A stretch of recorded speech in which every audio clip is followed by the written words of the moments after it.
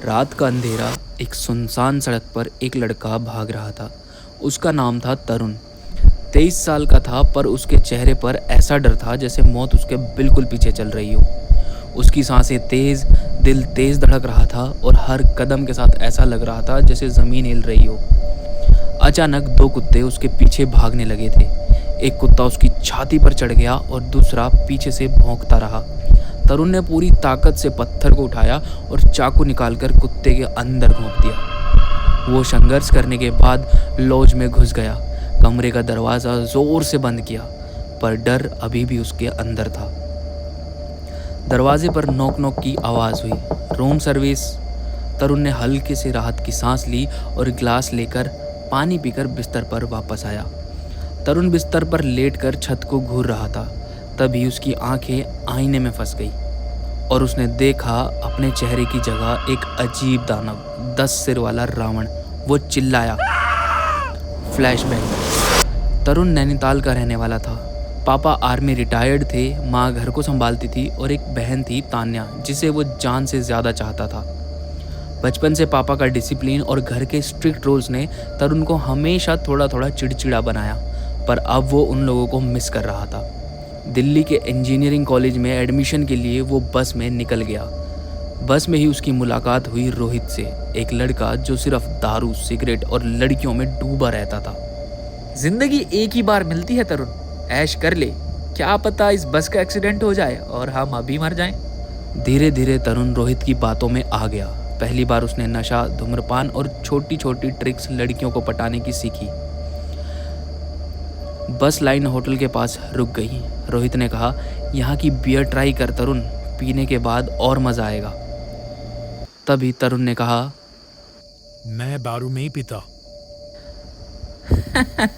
Beer दारू नहीं होती बुद्धू। तो इस बात पर तरुण को लगा शायद रोहित सही कह रहा है, और सारी रात दोनों ने मिलकर बियर पी। पर यही गलती थी जिसने उसके अंदर का रावण और जगाया। इन सब के बीच उनकी बस भी छूट गई थी।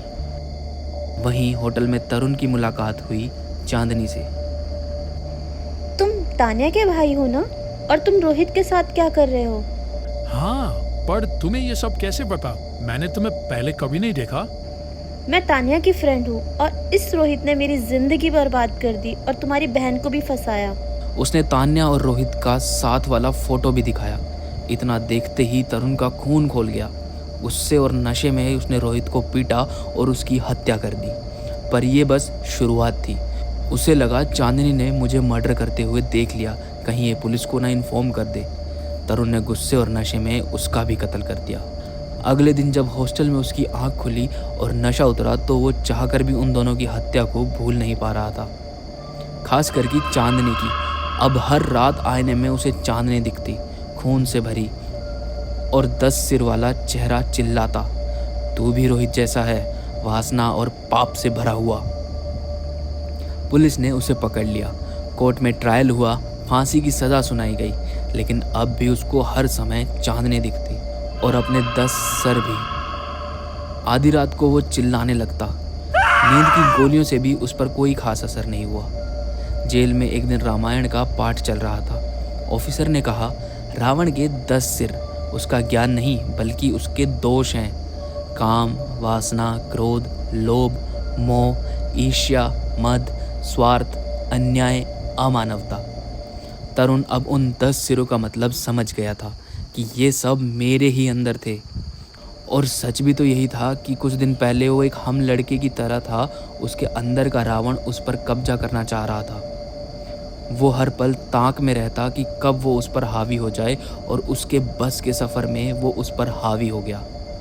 हम सब का रावण ताक में रहता है कि कब वो अपने दास बनाए और हम पर हंसे और हमारी हार का उत्सव मनाए।